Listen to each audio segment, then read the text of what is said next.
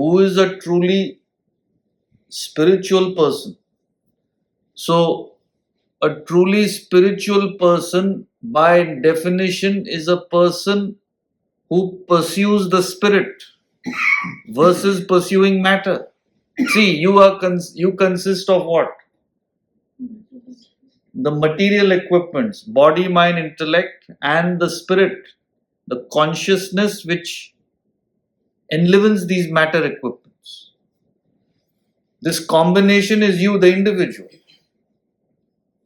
So the minute this whole scenario of life is enlivened, the mind's tendency is to grab. So the body wants to grab sensual pleasure. The mind wants emotions. Intellect wants thoughts and ideas. Ego wants importance and status. These are the predominant forces in everybody's life, right? So the spirit remains unheard, unseen, as it were. It remains totally submerged.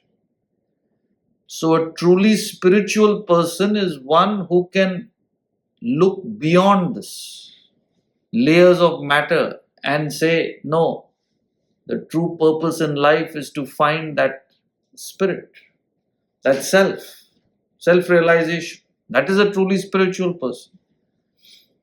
Not people who are doing rituals or doing this or that so-called spiritual activities. Are they really trying to find the self? Attain that ultimate state. That's what makes you truly spiritual. So in chapter 6, verse 1, right, one of the famous verses of the Gita, he gives the definition of who is a spiritual person.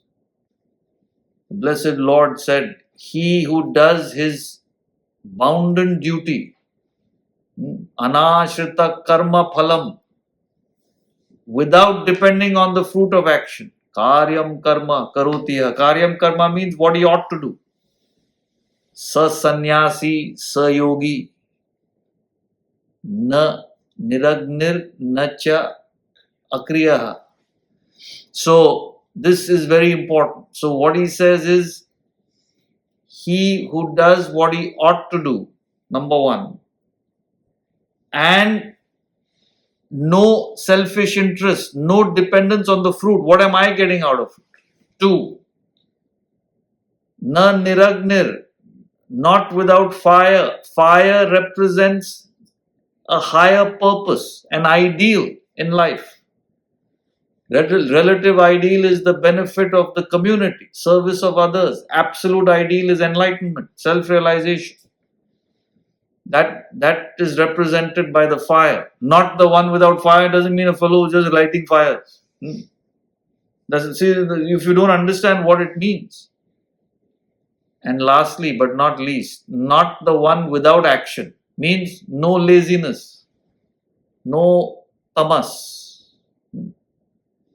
He is constantly aware and working to get to that goal. Such a person, he says, is a yogi. Yogi is a person who can't directly attain enlightenment. So he has to work for a higher purpose in life. Service of the community. Karma yoga. Such a person, he says, is a sannyasi. Sannyasi is a person who is only purpose is to achieve enlightenment. Means a more advanced seeker.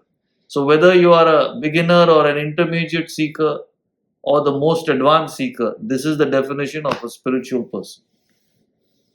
A higher purpose, no selfishness, and no laziness. You are prompt. Like he says in the village preacher, but in his duty, prompt at every call. That's the definition. Amazing definition. So he tells you, this is what he defines. This is a spiritual person, nobody else. So your interest should be genuinely a higher purpose, the highest being enlightenment. No selfish interest. And no laziness, lethargy. That lethargy is a killer. What you think has to be done, get on it. Don't compromise. But it should be a higher purpose. Even fellows here get on it, the whole day they are working hard. You see the fellows in the car at 6 a.m. in the morning going to work. All are working hard, but all selfish. That's not going to correct. So that's a truly spiritual person who follows the spirit.